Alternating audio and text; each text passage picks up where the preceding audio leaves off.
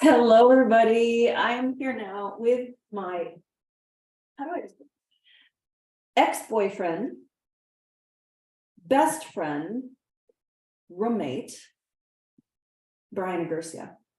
This is an extraordinary human being, and I want to tell you how.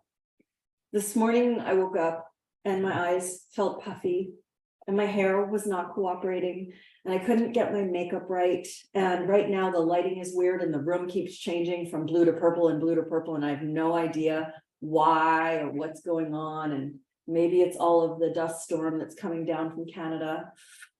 And I walk into the kitchen and I say to Bryan, I just don't feel like I look good today. And he's like, focus on the mission.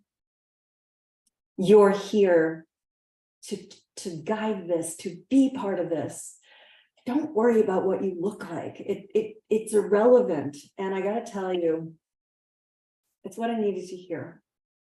And I think what we have done is we've created this very unique relationship. Good morning, Yvette.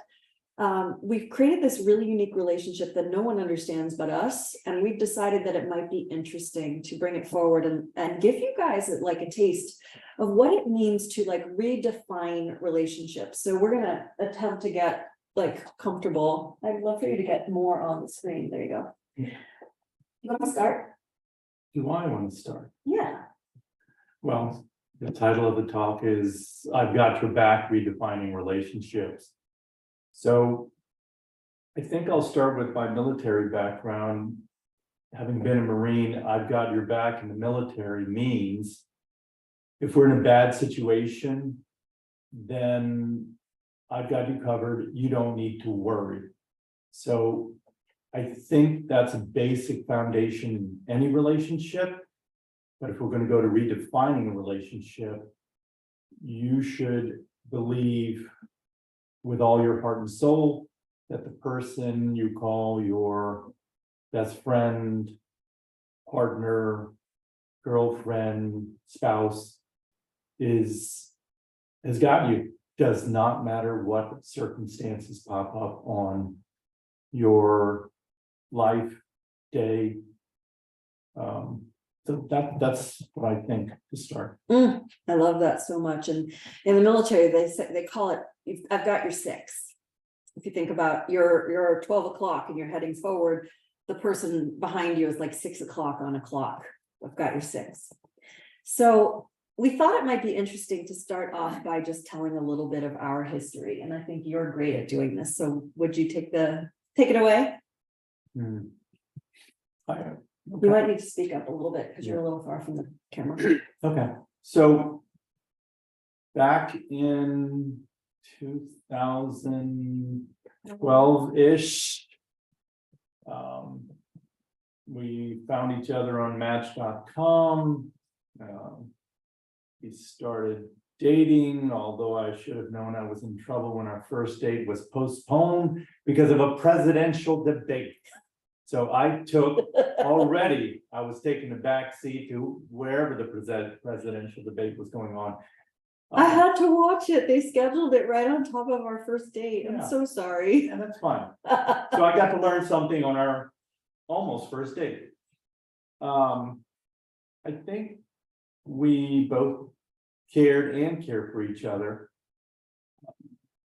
And we made many attempts for us to be boyfriend, girlfriend, fail at boyfriend, girlfriend, try again at boyfriend, girlfriend. So something just kept bringing us back. Some might say we might be masochists for pain. I don't believe that.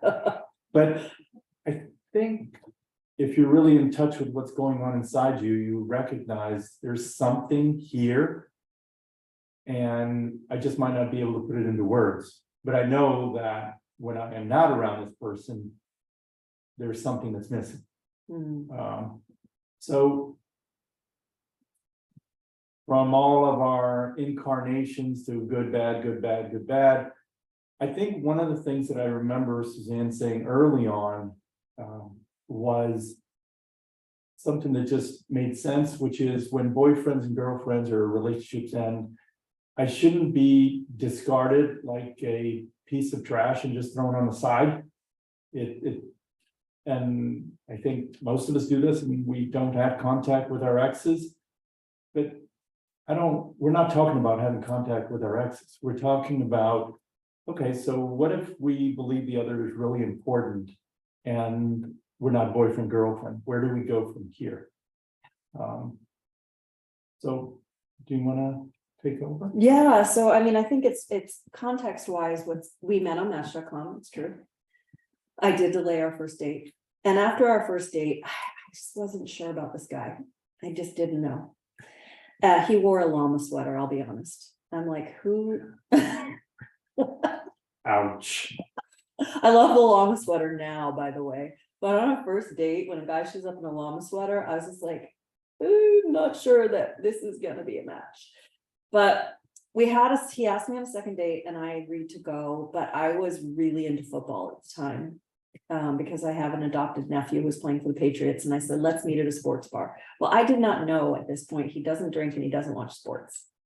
And so you can imagine that the beginning of our relationship was like, what is this? But we had this like connection it was chemistry, but it was so beyond chemistry, it was cosmic. And we knew it. And so I always like to say, we got together, we became together as a couple, like 6 times, and we broke up 7 times. And it was in the breaking up that we felt this disconnect. And yet society tells us that if you're a single woman and you're a single man and you're heterosexual, or a single woman and a single woman, or a single man and a single man, when you're attracted to each other and you have similar thoughts, you should be together as a couple. And we were definitely stuck in that paradigm for quite some time. And yet I think the universe was telling us that there was something else that was available. And yet there was no model for it around us. Nothing that could show us what this could look like. And so we went through a bunch of different iterations of trying to figure out, like, how can we be in each other's lives? And where it really changed for me personally is that Bryan wrote a letter to my parents. We were probably in our 5th incarnation of dating. And he wrote this letter to my parents, and he knew that I felt very alone in the world.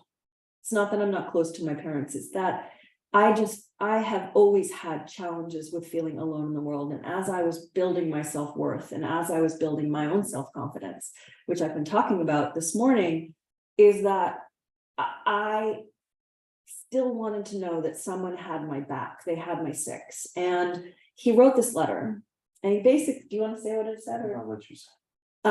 It basically said, as the Marine that I am and the man that my mother raised, I want you to know that whether Susanne and I are together or apart, I will have her back until the day I die. And he wrote this letter to my parents, which they then forwarded to me. And I was blown away, because there had never been anyone in my life who stood up and said, I've got you.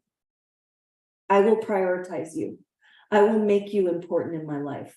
And we often joke, I have some health issues, and Bryan often jokes that, look, you got to eat well, you got to take these supplements, you got to do this work, you got to get out and walk around, because I'm the one who's going to have to push you around in a wheelchair. And I got to tell you, as much as I don't want to be in a wheelchair ever in my life, knowing that someone will push me changed the game for me. I don't know if you guys feel what I'm talking about. But this was not an easy road, to say the least. And I think it's really important for us to emphasize that, because if you want something in your life and you envision it, whether it's your business or a partner or a family that works a certain way, you've got to envision it, and then you've got to take the steps towards it. And so what that started off with for us was that I had written in my Match.com profile, do you know what I mean by being awake? And on our second date, Bryan said to me, I want to wake up. And do you remember what I said to you? No. I said, waking up is the hardest fucking thing you will ever do in your life. I've been doing it for, at that point, 20 years. And I was still scratching the surface of what it meant to be conscious, what it meant to be awake, what it meant to have self-worth and self-confidence, what it meant to have self-love. All of that waking up to this matrix that exists and tells us there's a certain group of rules that matter, that we get to undo them.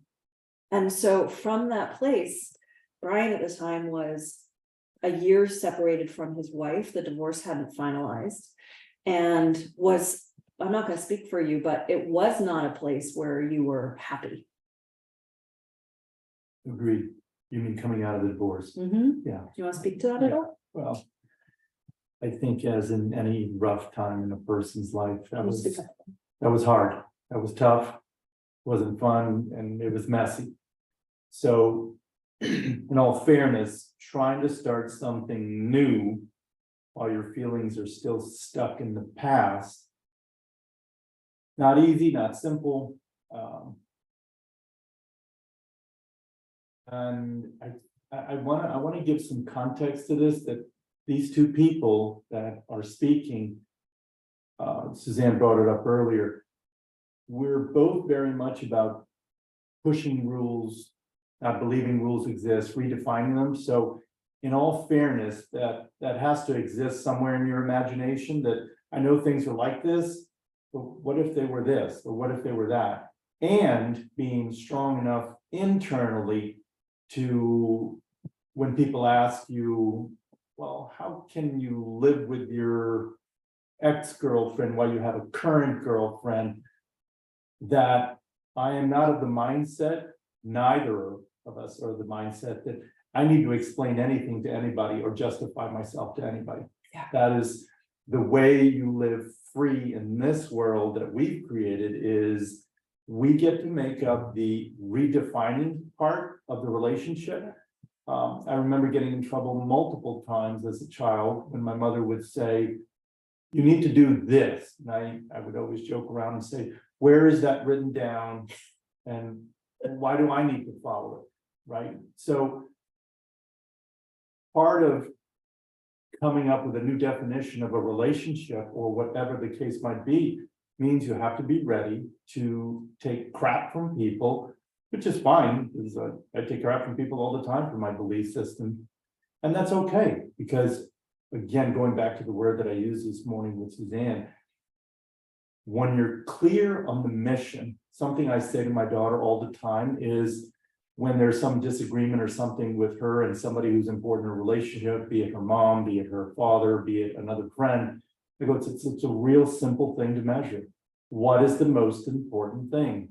The relationship or being right? Because you can't do both.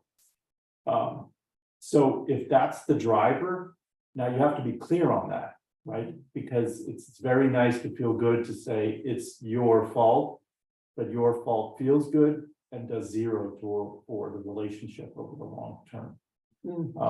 So I want to give an example. This past weekend, Bryan's daughter graduated from high school, and we're so proud of her. And she's an amazing young woman. She's going to college in Arizona in the fall.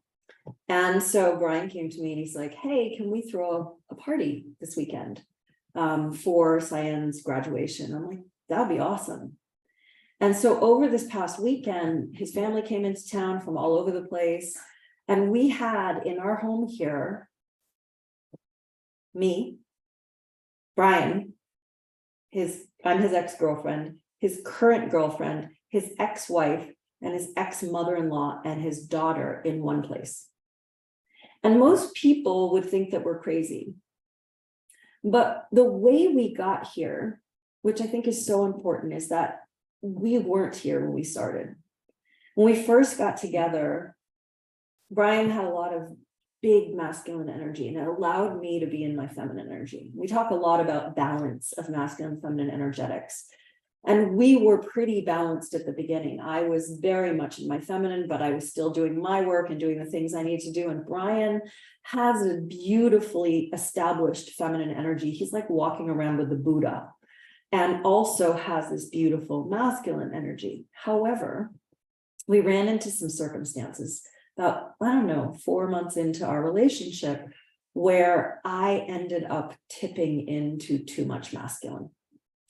And at the time I was not, this was in 2012, and I was not as versed as I am now in the dynamics inside of a relationship. I had not had a successful relationship that I was proud of to that point. I've had many relationships.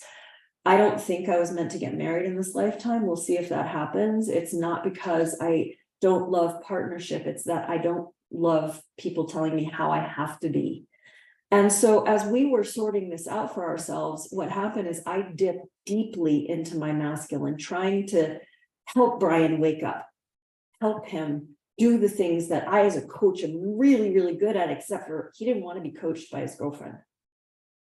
And he didn't want someone who's more masculine than he. And so we started clashing. And our clash ended up with me being in my masculine, him turning toxic masculine to over masculine me, and then me being in my hurt feminine. And so we had this dynamic of him being in toxic masculine, me being in hurt feminine, which is essentially a toxic version of feminine energy. The opposite of being in my goddess energy. I was in my wounded energy. And none of that works because neither of us can hold each other. Neither of us can create space for each other. Do you want to speak a little about how that felt for you at that time? Well, certainly didn't feel good. Certainly it fun about it. Every now and then we'd have very, very wonderful, wonderful times, but the downside outweighed the good, I would say. Susanne mentioned something right now, and I learned it when I was married. So if neither person has a model in their head as to what a good relationship is like, then it's quite a fantasy to believe that you're going to have one. So the thought that I had while I'm listening to you was, again, going back and putting it into context the two types of people that we have here.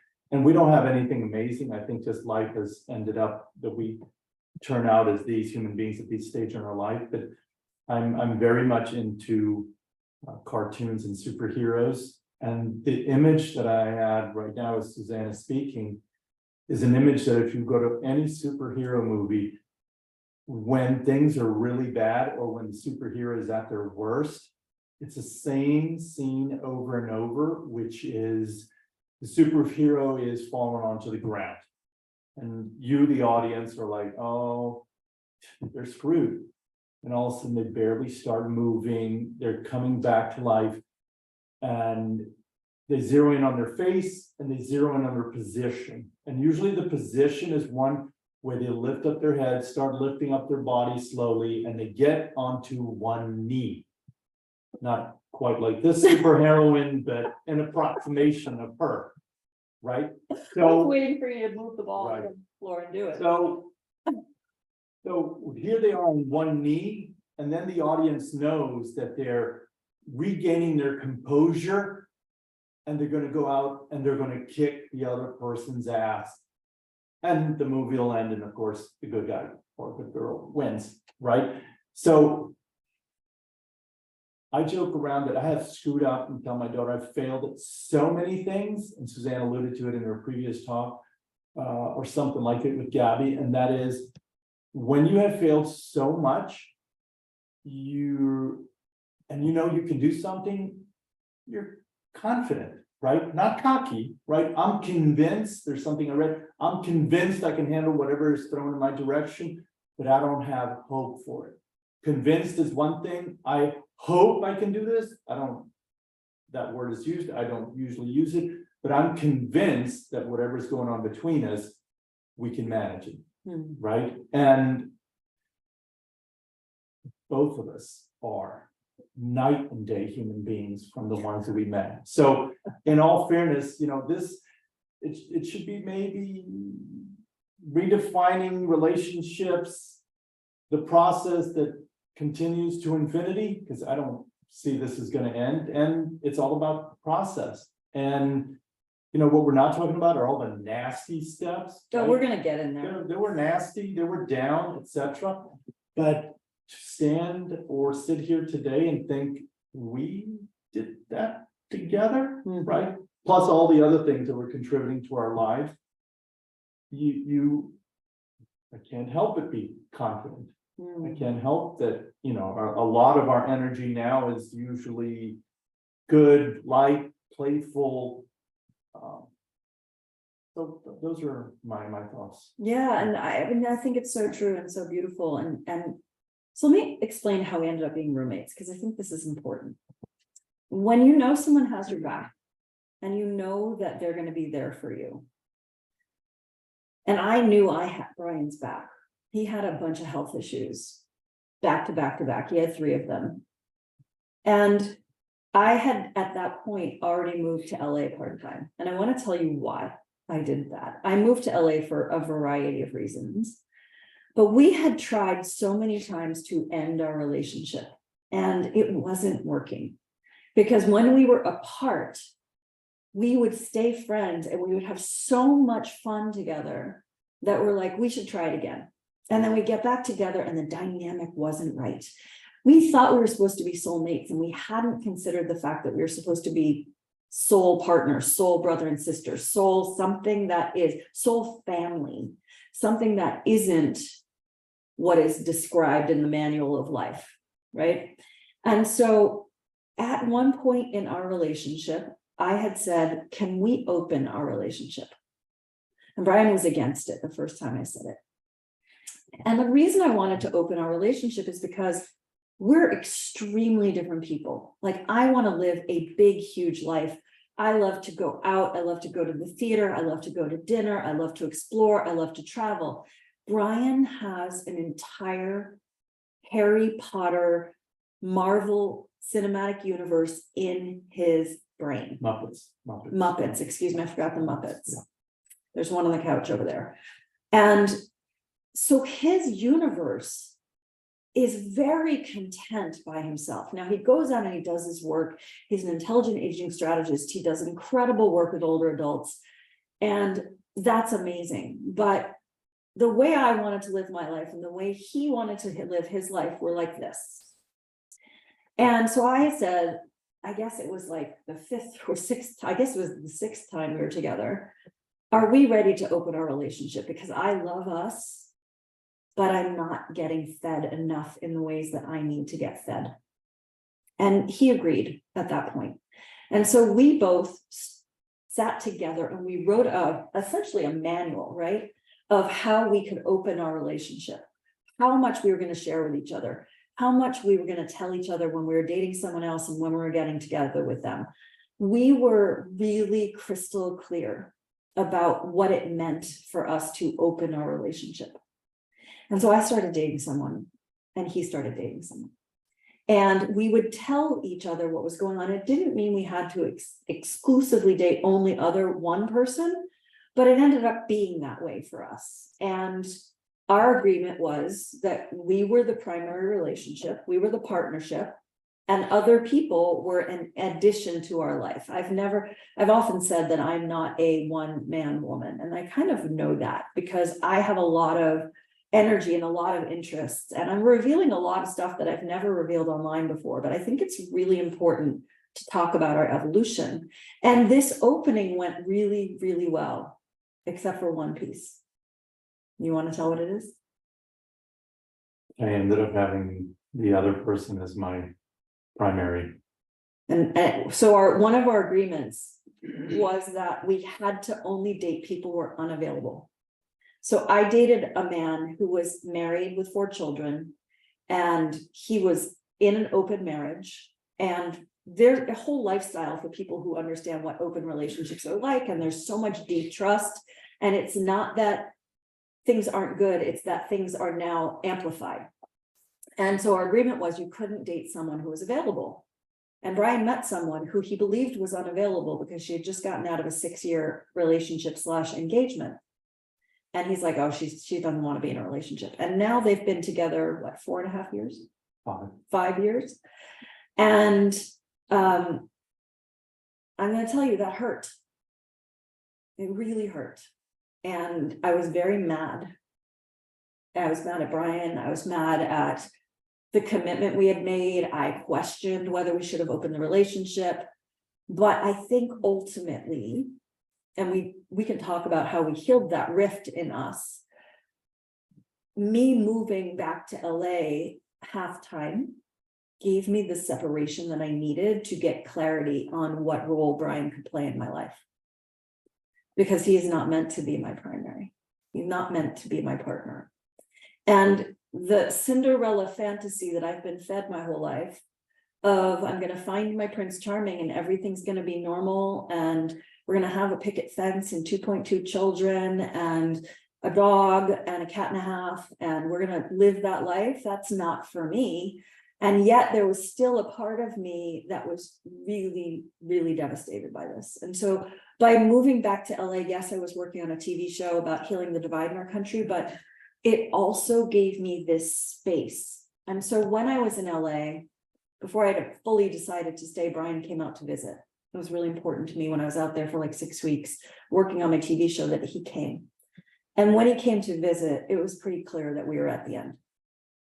And the question was, could we be at the end of that portion of our relationship? Could the on-off of our relationship close? And could we still remain somewhat intact?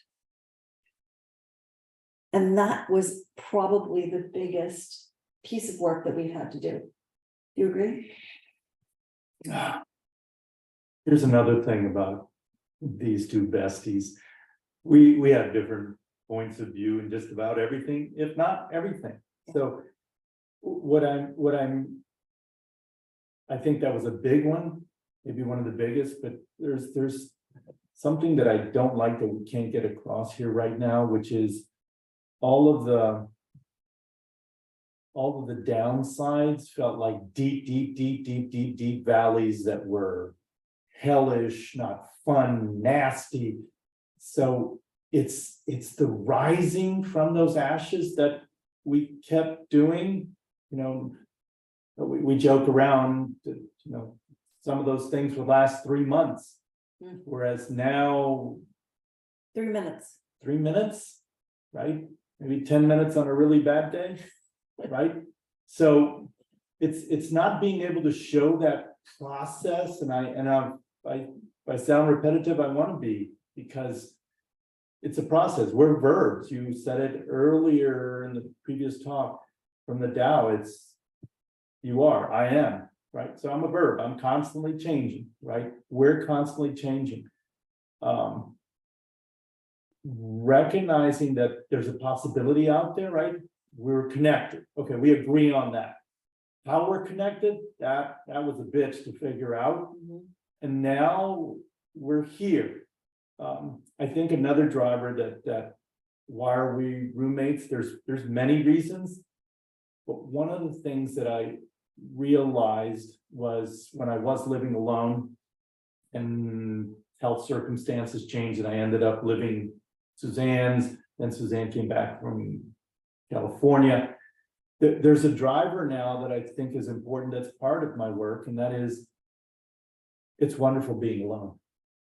But when you're alone, you get to do whatever in the F you want, whenever you want it. And left to my own devices, since I have almost all that I need inside of my head, I would work, come home, and be alone.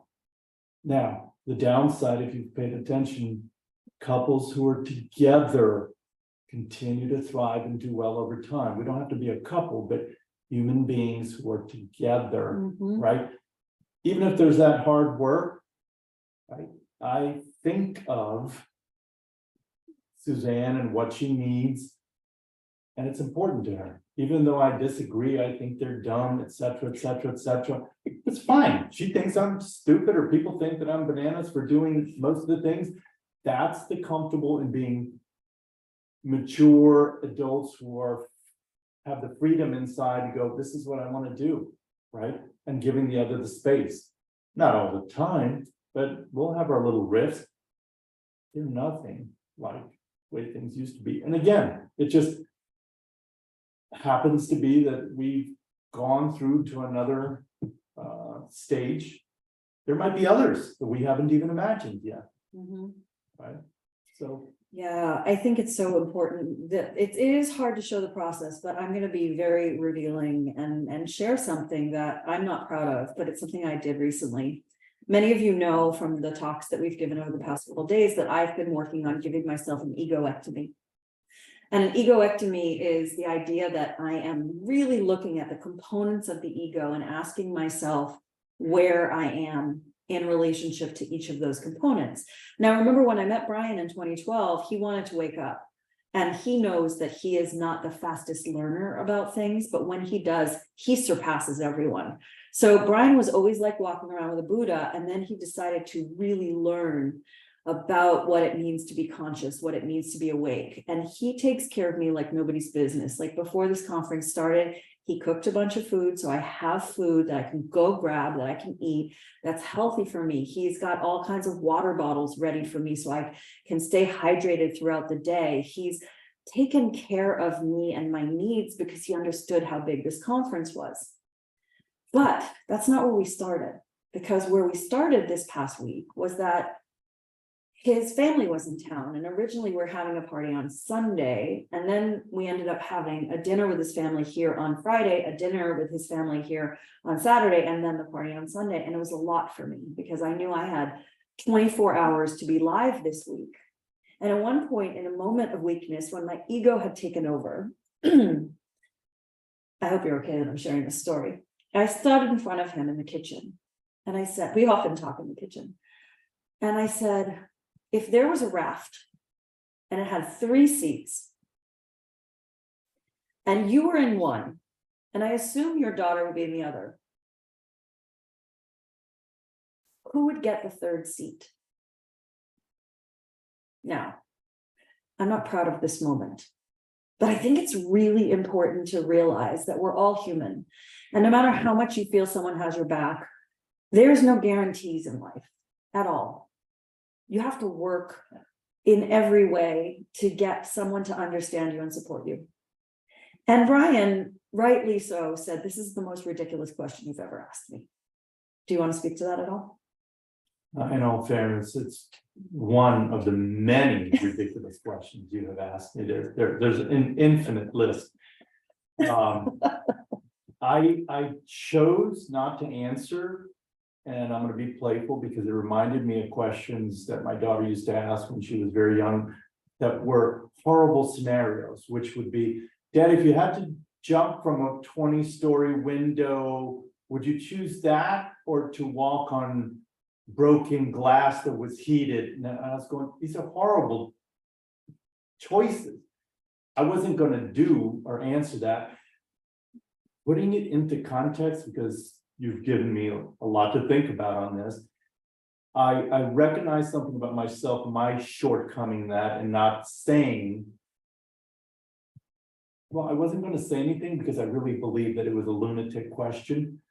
I understand what Susanne needed, but in all fairness, when that question was asked, I knew that both people in the room were in a state of exhaustion. And I know, because I've thought about it much since then, I can confidently say that I had no energy to say that would be you in the third seat, right?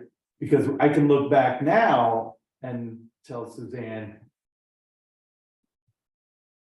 you need me, I'm there. One of the things that we do is, again, I two different people.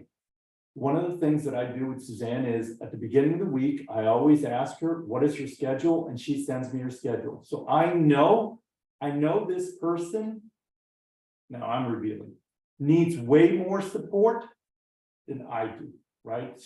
Susanne would say, it's like all support here, I barely need anything. But what I need is not the same as what Susanne needs, right? What I need is get the hell away from me. I need to go to sleep and rest. She knows that, right?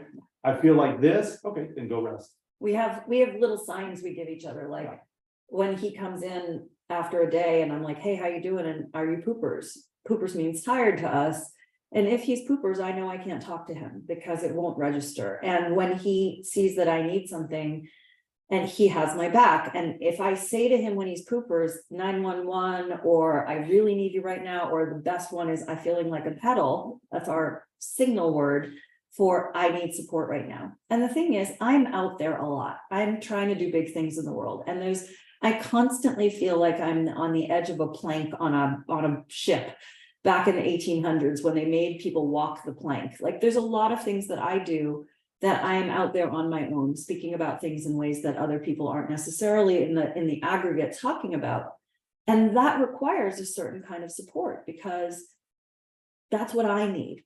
Does it make me right or wrong? No, it just makes me who I am. And so when you find someone who is open and willing to give you that kind of support, they don't have to be your partner, your husband, your wife, your best friend. I mean, it can be some combination of people. It could be a parent, it could be, a girlfriend, it can be anything. But what we have found is that we can define the relationship step by step everywhere we go. So when Bryan moved in here because he was sick, he had some health scares, and he really needed to get out of his house because it had very bad toxic mold. I was like, hey, I'm in California, go stay at my house. And then when I got back, we tried to be roommates and it was horrible. I'm not gonna lie, it was the worst. He had been living here by himself and he's like, what the hell are you doing here? Oh, right, it's your house.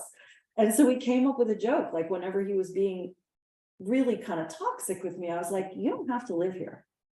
No one's forcing you to live here. Yes, that is true. Those key words are essential to have, and it creates necessary boundaries. I love this conversation. Thank you, LaDavia. Stacia, I'm so happy you're here. So, we have decided as human beings that we have a collusion that works for us. I leave town for months at a time and I go back to Los Angeles and we still stay in touch. He calls me twice a day. It's our thing. On a day he doesn't call me, I don't panic that he doesn't care for me or love me or consider my needs. It's just that he's tired or whatever.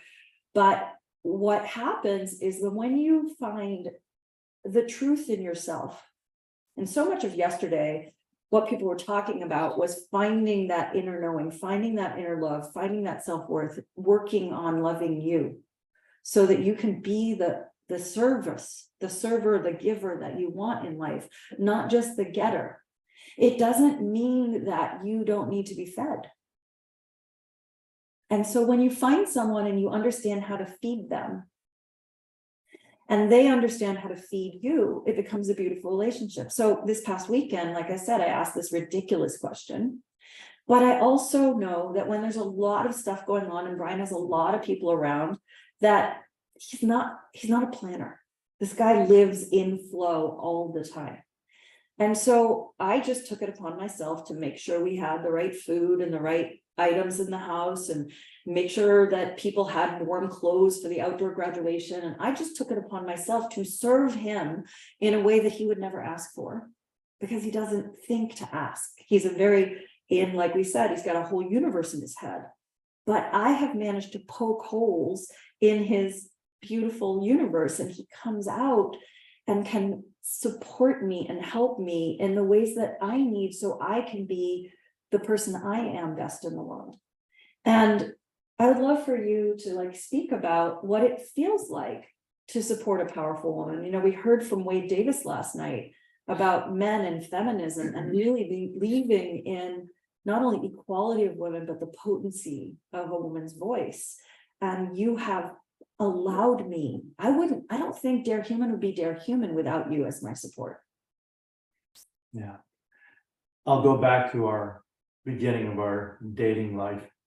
Susanne asked me to do something no human being would ever ask me, and that is, please do not go online or do any research on me or read anything for the next 3 months, which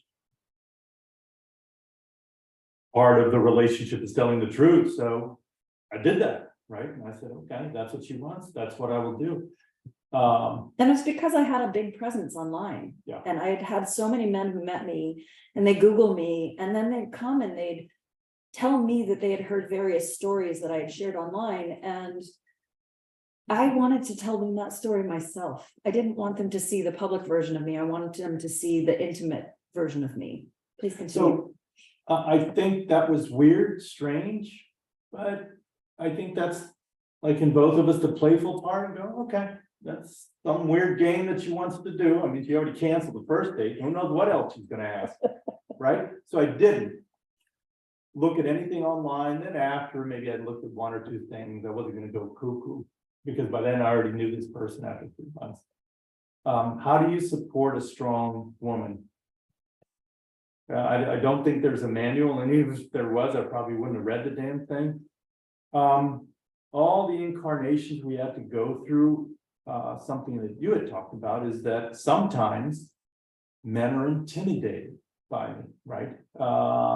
Recently, maybe in the last year or two, I learned about masculine energy and feminine energy, even though it sounds obvious. But when I noticed particularly a woman who I have worked with, who looks like a woman, has curves, is attractive, but I could never step in close enough to her, maybe like outside of 5 feet, because there's something about her that just pushed me away. And by chance, I found that energy is, as soon as I was told that that's her male energy, and masculine energy, it clicked that that's what it is. So. And you were able to bring that back home to me and Yes. explain that to me. Yeah, yes. But I think it took, we've known each other, over a decade now. Honestly, that's why I go back to the word process, right? Now I can hear Susanne, I can be with Susanne, but I know the words and the patterns that tell us we're going down a bad path. I know the patterns that we're going to a good place. Let me go back to the story of what happened this weekend. When I was exhausted, and she asked me this question, I can't remember when, but still maybe in the exhaustion stage or coming back from it, Susanne said, these are the things that I need, right? And I said, okay. So she did this for me, just simple reciprocity. I'm gonna do these for her. And I went through, thought about the mission, and I did all those things that she needed, right? Even though I wouldn't think of those things because I wouldn't need them, right? But I did them because I knew that's what she needed to get through the day and the conference. I remember I had sent him my calendar for the week because he asked every Monday for me to send him my calendar. And he's like, wait, you're doing 11 things each day. You're going to be on camera 11 hours each day. And I was like, yeah, that's why I need to save my energy. Because one night during the weekend, when his family was here, I went into the bedroom and I just we sleep in separate rooms. I went to my bedroom and I just closed the door, and he came in and he's like, are you okay? And I was like, yeah, I need a minute. I'm an introvert actually. And I need to recharge. And he's like, yeah, but everybody's wondering where you are. And so I came out, and honestly, I shouldn't have, because I didn't allow myself to recharge. Now I'm a generator in human design with an emotional authority. So I need to move through my emotional waves and I respond to things. Bryan's a projector. We have very different energetic signatures. He gets exhausted very quickly and a lot. And it's not because he's lazy. It's because he pushes his body every day. He walks everywhere. He's constantly challenging himself because he wants to age gracefully and be able to use all of his joints. It's what his intelligent aging program is about. So he's exhausted on a frequent basis. And I am like, but I want to talk. I want to unpack my day. I want to discuss things. And sometimes he can't. And so it's like that give and take. And this works in any relationship. But I will tell you, there was one moment in time where we almost didn't make it. So I had come back from LA. This was probably 2 or 3 trips ago. And I arrived on a Sunday, and Bryan is an amazing cook, and I am not a fan of being in the kitchen. And he was cooking us dinner. And I said, can I help? And do you remember what you said? No, I don't need help. Why would I need your help? Why would I need your help? And I was like, I don't know, I could set the table. He's like, I don't need you. I cook meals all the time by myself. And he was full on toxic masculine energy. So I couldn't approach it at that moment because I knew if he was in toxic masculine energy, there's no way he was going to hear what I needed to say. And so we ate a meal together, we watched a movie, and then I think it was the next day, I said, look, if when I come home from California to my home, that is now our home, I cannot feel uncomfortable in my own home. And when we start a conversation and you're in your toxic masculine, I can't be in my feminine energy. And this is my home, and I need to be in my feminine energy in my home. And it opened up a door for us. I think this is when you started really understanding the dynamics of energetics, the dynamics of what I call in the ballroom dance. The masculine energy holds the frame, so the female energy, the feminine energy can flow and dance and fly. And what I think we started understanding from that point was that when I come back into this house after being away in California, I still need to fly. I may be out there being a badass, but what I need is to be held. So we have a joke. Every morning we hug. Every night before bed we hug. And I need a lot of hugs. They say you need 13 hugs a day to be creative. Well, I need a lot of hugs. And Bryan obliges sometimes. But what's your feeling? What was your feeling about hugs when we first started the daily ritual of hugging? Same as it is today. It's a pain in the ass that you need the hugs, and nothing's changed. Nothing's changed. Nothing has changed, but I'm very aware of the fact. But here's the way I would translate it into interpret it in my world, right? If you know Susanne is here and she's working in this gorgeous space, etc., the whole day, what do I know? She has almost barely any physical human contact. And what do you know about that, Bryan? Physical contact is a type of food, okay? Whereas I'm out and about, and my work is in part touching and working with people. So I get that. I get how a human being is going to go, I need hugs. So I understand that. I mean, I've built it into my life. Susanne has built it into her life by having me be that hug. And how do you feel being that hug? How do you feel knowing that you're fulfilling a need for me? Well, that's important. I mean, if you're going to keep performing at your best, hence we're performing at our best, and that's part of what needs to get done, right? Yeah. So I'm okay that You really hate it. I don't know if hate. I don't like that word hate. I'm touching people all day. I don't need to touch anymore, right? Unless, well, that's a whole other. Unless it's your girlfriend. Yeah, then that's all kind of right. And here's the other thing that's crazy. I love his girlfriend.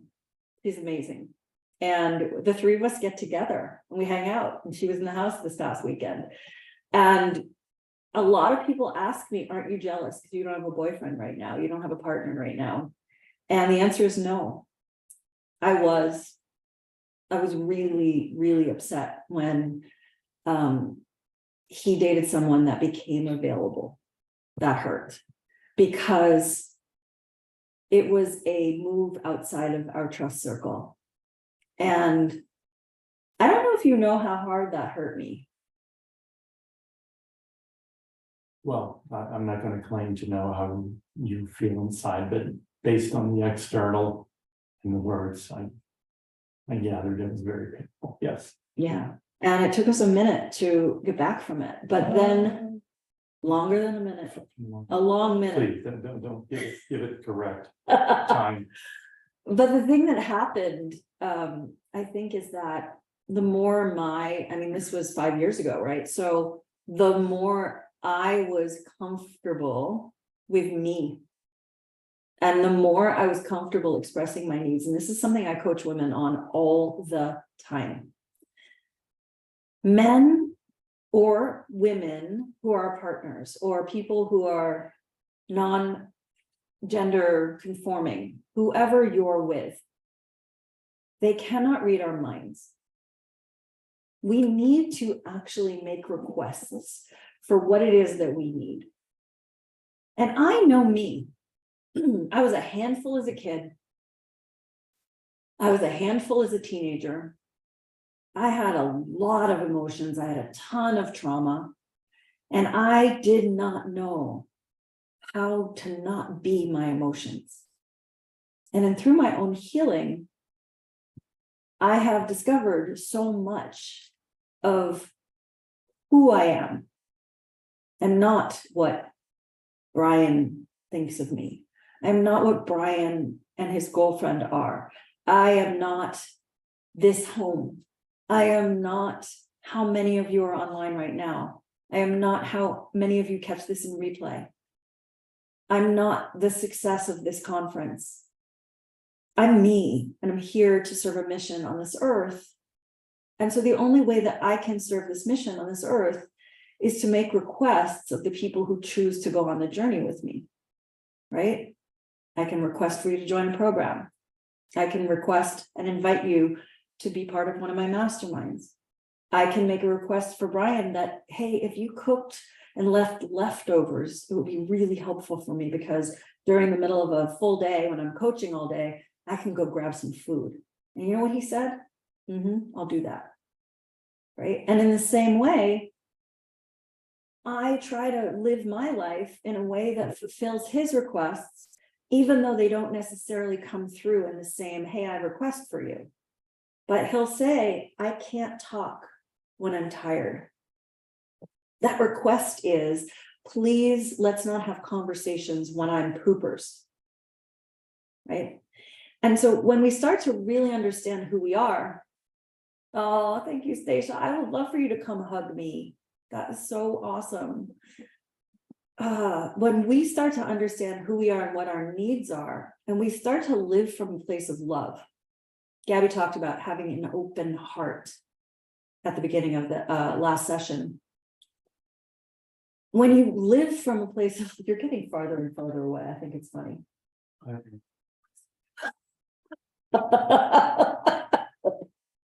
Over here. Please, that's Hug me. invading my personal space. Hey. Don't do that. Okay. When you start to understand who you are, and you start to understand your needs, and you're not embarrassed by them, but instead you realize that they're part of what makes you you, and makes you special, and makes you extraordinary. It takes you out of what your family told you should be. It takes you out of what society tells you you're supposed to be. It takes you out of the paradigm that you're supposed to be married with children, because I'm neither. It takes you out of the paradigm that you shouldn't be divorced. It takes you out of all of these paradigms, and we start to get to rewrite our own rules, our own way of playing the game of life. And so that's what we have done. And we wanted to show it to you today because, one, it's unusual and we know we're weird. But it doesn't mean that you can't have all the things that you want in life and make it work in a way that you don't need to be wounded about it. There's a lot of people who are like, what do you mean you hang out with Bryan's girlfriend? And his ex-wife? And his ex-mother-in-law? If I know me well enough, I don't have to worry about what others think of me. I'm not perfect. And on those days that I'm feeling imperfect, I say, I need an extra hug today. Not just my two, I need a third. Sometimes Bryan comes in and he'll look at my face and he can see like a tweak on my face. He's like, what's up? How do you read me? Tell us about that. How do I read you? Yeah, what's that? What is that like? How did you learn to read people physically? Well, you're going to go that far, then when your work is dealing with people day in and day out, bodies speak way more than words ever will. So I think I'm better with sound. So the pattern I've generally noticed is I'm screwed or in trouble when somebody says my first name. So here's what I've noticed is I have nicknames for just about everybody. And my nickname is Pretzi, so you know. Yes. And his name is Spunk. or punky or punkosaurus. So when I can see certain patterns or can predict when something is going to go south because I've done that so many times. So listening, I mean, that's the primary one. If I wake up in the morning, I don't even need to look, but I'll just listen, see how you're moving. Then I go, okay, we're all right. Yeah, this And- morning I was in the tub having a deep meditation and download that your guys gonna die, that what I'm gonna talk about later today for the last session of the day came through in the tub today. But he like knocked on my door. He's like, are you okay? I don't hear anything in there. He knew I had to be live at 8:45. And you know, that's because he didn't hear me in the way that I would normally be. How do I read you? I mean, based on what you want to watch on television. Star Trek, it's always Star Trek. I have an addiction. I don't know because it's something that I do on a daily basis, but you know, I can look at bodies and then tell a lot about what's going on inside just by observation and listening. And so I would love, as we're about to conclude, Bryan Punk, for women out there, because this conference is about future her, and it's about redefining the rules. It's about reimagining a world. It's about how do we create something that women's voices are counted as at the beginning. How would you advise women who are listening, who are interacting with men in their life, someone who's committed to them in some way, but they're not getting their needs met, they're not satisfied with it all? How would you suggest that they communicate? Like, what was it that finally got me to be able to communicate with you in the way that I do? Question is one-sided because you're talking about you. Let's see if we can make it broader. Both people have to be committed as if they were on a mission and they were focused on the success of that mission, depending on what their definition is. And it's something you've talked about in your work and I've talked about. Growth only happens in people when they're uncomfortable. If you are living in your comfort zone, you're not growing as far as I'm concerned. So I try to be a little bit uncomfortable the entire day, right? That's not horrible, you know, pushing my body, lifting a weight is further down, fasting with my body. So if you're just out of your comfort zone the whole day and then maybe now and then push a little bit further, if you're just sitting, chilling back, watching TV, popping a soda and watching on a nice, comfortable sofa, those type of people emotionally inside when they're doing that, you're not going to get to this amazing thing that you consistently work on. You're consistently working on day in, day out, day in, day out. So no surprise. But both have to be committed, right? We're doing this together, right? So it's a shared vision. Yeah, shared vision, and then you got to flip the roles sometimes, and one of you is going to lead because there's no way both of you are going to be doing everything that's necessary at the same time. So aware that one of you is going to have to lead sometime, the other is going to have to follow, and that role just keeps changing over time. I use the term more now, and you joked about it in the past. I think of myself as a little kid inside. I'll use the words, I need to do my adult right now. The adults do this now. We do the good stuff when things suck because they're necessary. If our objective is to keep the relationship at its best. If you don't want to, and that's not what you want, you're off. Thank you. That was fun. Please help me thank Bryan for coming forward, and we're just happy to be able to share this with you because we know what we have is special and unique. Hope you got a taste of it, and I'm so grateful. Thank you, man. All right, so as I am getting ready to bring the next person on stage.